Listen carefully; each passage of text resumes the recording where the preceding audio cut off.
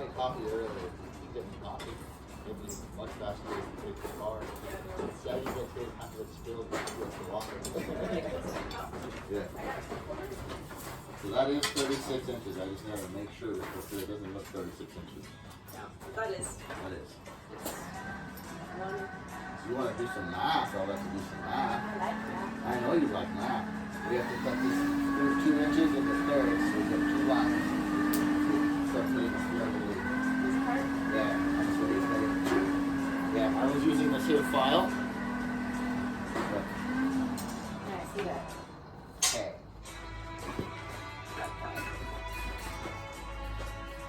Yeah, so that file's about it. You get what I'm saying, right? Yeah. That point That's what I want. right here needs to be back. Where it cuts. Because that file's about it. Let's do it something like that. We got it there. Okay. Alright, so now you got a nice, yeah, that last one counts. I know, fuck it up. Oh my god! Okay, so all you're gonna do is you're gonna stand your spike up. And you're gonna look at your spike and go, which side do I want to be top, which one is bottom? Yeah. Okay? That one looks like bottom. So, Yeah. that's Like the fine. blade So, itself? Yeah, so Yeah. this becomes the spine, Yeah. this becomes the blade.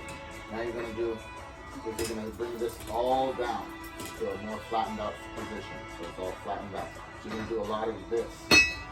I don't want the material to move this way.